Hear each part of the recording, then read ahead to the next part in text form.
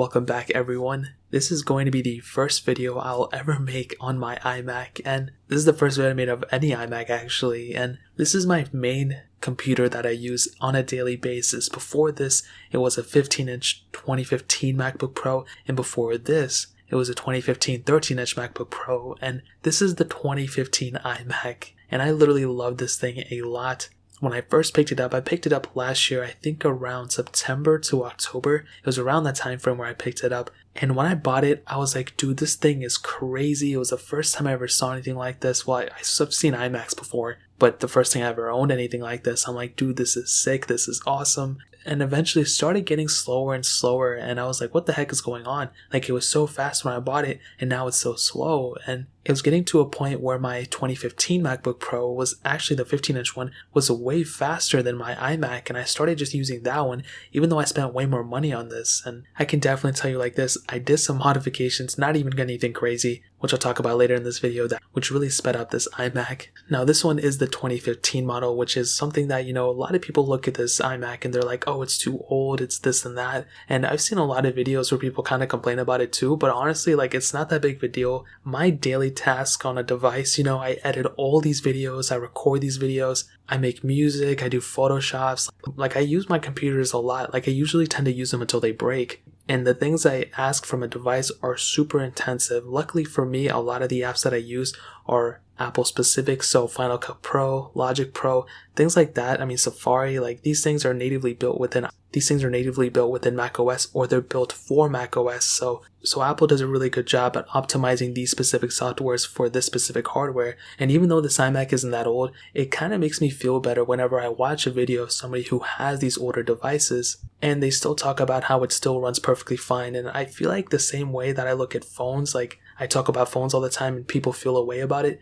I feel like I can probably offer that with iMacs as well, and even just MacBooks. I'll be honest, lately I've been loving Macs and iMacs way more than phones. Like, with phones, I'm already kind of used to like however they are, but with iMacs, there's really like a smaller amount of iMacs to choose from. And with the 5K ones, I believe the first one came out in 2014. We got the new redesign in 2012, and then 2015 came out, and then 2017, and then the 2019. Since then, we've got the iMac Pros, and those are really the main ones to choose from. Right now on Apple, you can pick up the 2019 ones or the iMac Pros, and there's also the 4K model as well. But with this one, the design is exactly the same pretty much from the first one to this one, really. Even included with the iMac Pros, except those are space gray. And luckily for this one, I really don't feel like I'm missing out too much from going and keeping this model to upgrading to an iMac Pro or to a 2019 model. And if there was a big enough reason, I would honestly do it, because I'm always down to be upgrading my setup. But there's really not that much of a justification for me to upgrade, if I'm being honest. Now on the front of this model, I have the 27-inch model,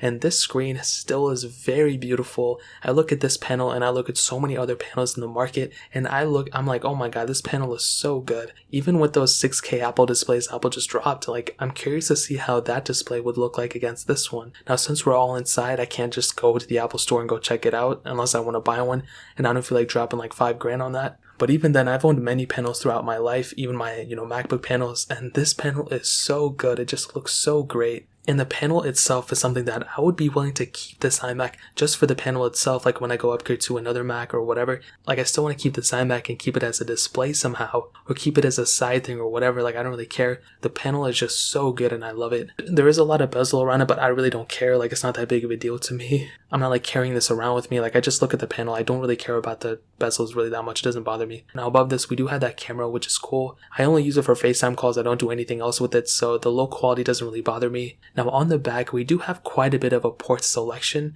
We have that headphone jack, which is kind of weird of it being on the back. I wish it was on the front, but I never use it that often, so it doesn't matter. We have the SD card slot, 4 USB 3 ports, which is really cool. We have 2 Thunderbolt 2 ports, then the Gigabit Ethernet port on the back. And what I did was I bought a dongle for this thing, which I'll leave linked down in the description if you want to pick it up. But with this dongle, it just brings those ports to the front by plugging in one of the USB 3 ports and having like a dock in the front. Like, this has saved me so much time from turning my iMac around and turning it back. Like, it's so annoying. But luckily with this dock, it just adds that functionality with the front, which is really, really cool. Now, when I first bought this iMac, it did come with an 8GB RAM installation already inside of it, so it had 8 gigs of RAM, but luckily we are able to still upgrade this RAM, which is really cool. So there's a little thing on the back, like a little thing that comes off right underneath the fan thing, whatever that is, and you can pop that off and you can just put more RAM in or whatever you want to do. And I really do like this. I like having that flexibility. Now I've only added like 16 more gigs of RAM inside of it, so that's 24 gigs all total, and it has been sufficient enough for everything I did with it. Like,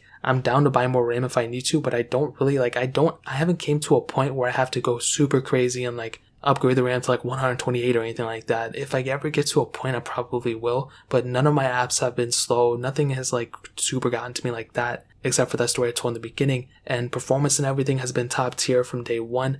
However, there was a time where this iMac was randomly slowing down on me, and I was assuming because it was the 2015 model, it's, starting to show its age, which really sucked because I'm like, dude, like I just bought this thing, I only got like a couple months out of it, and it already starting to be really, really slow, and that's why I upgraded from my 13-inch MacBook, because I wanted something that was, more heavier performing. However, I started doing some research and I found, and I'm going to tell you guys, this is going to sound so stupid. I am literally so bad with computers. I don't know anything. Like, I know like I barely even knew what a fusion drive and all that stuff was, but I found out my iMac had a hard drive. And as you guys know, I mean, after doing all this stuff, I already know now, but at that time I was like, oh my god, like I thought hard drive was fine, is good enough. And it kind of is, but going from a hard drive to an SSD will really speed up your device a lot. And so my iMac had a hard drive in it, and I did some research and I found that, okay, like I probably should put an SSD in my device. So what I did was I bought the SSD, and I've done no repairs on big heavy computers before, none on Macs, none on iMacs.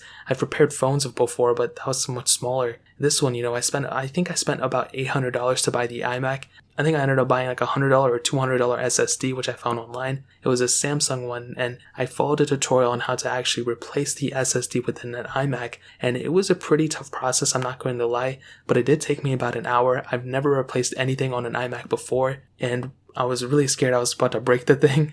But once I put everything back together, and the screen is actually off by a little bit, but it's not that big of a deal. Once I put everything together, I booted it back up, and I was able to fully install macOS on it. And so basically I took out the hard drive, put it in an SSD, and that really did speed up my iMac like crazy. And this thing, like at this point, I have no reason at all to upgrade. That $200 upgrade that I did has saved me thousands of dollars that I was about to go buy an iMac Pro or iMac 2019, and I can probably see myself going through this for like another 2 years at least. This thing is extremely fast. I'm honestly probably not going to update the macOS for a little bit of time. I know this one is still on Mojave. I know Catalina is really not doing too well. Maybe the next one, whatever that is, maybe that'll give us a little bit more better performance or, more stability overall. So this 2015 iMac, from putting an SSD in it, has totally shifted my opinion on it, and I still think it's still a very good pickup in 2020, especially if you're somebody who wants to, get the best bang for your buck in an iMac terms. I would probably recommend getting a 2015 model, and if it has a hard drive in it, buying an SSD and then putting an SSD within it. That will definitely speed up your system by crazy amounts. And I honestly didn't think so, but I saw some videos about it, and I'm like, you know what, at the end of the day, I could potentially, even if I mess it up, it's okay. I'll just buy another iMac, even though I really didn't want to. And now not only did I, increase the resale value of this thing, but I increased my enjoyment out of using it. So like I said, this iMac is still a killer device in 2020. I use this on an everyday basis. Every single thing I do with the device, every single video almost for the most part, 9 times out of 10 is on my iMac. Sometimes I might use my 2015 MacBook, but it really just depends how I feel. If I'm laying in bed or something, I'll use the MacBook. And if you're in a position whether you don't know if you want to get the 4K model or the 5K model, I would probably recommend the 5K model, just because it does have that bigger display, and you don't need to carry this around with you all the time. It's just going to be sitting around in one spot and that's it. But I will say, I don't do any gaming on my iMac or anything like that. It's really just video editing and photo editing and making music. Other than that, I don't do any gaming or anything like that. So if you're wanting, first of all, people shouldn't really be buying Macs to game as far as I know, but if you are somebody who does want to play emulators and things like that, that's something I have done on my iMac, and it runs the Dolphin emulator just fine. It really handles everything I want to throw at it perfectly fine. It just gets you from point A to point B. So what I will tell you is, if you want to pick up this iMac, I'll see if they have any on Amazon. If they do, I'll leave a link down below. If not, then I'll leave the newest one, whatever they have, linked down below. I'll also leave that SSD link down below if you want to go purchase it and install it on your iMac. as well as that dongle. Those things are crazy and super useful and save you from turning your iMac around every single day. So that's pretty much it. If you guys have any other questions or anything, let me know in the comment section below. Hit the like button, that would mean so much, but definitely hit that subscribe button. Every single subscriber that we get really does count, so it means so much if you guys could hit that. Also check out the other links down in the description as well. My Twitter, my Instagram, my second channel, all those links are linked down below. I'd really appreciate it if you guys could check it out. More importantly than everything else, I love every single one of you guys. Hopefully I'll catch you guys in the next video. Peace out till then.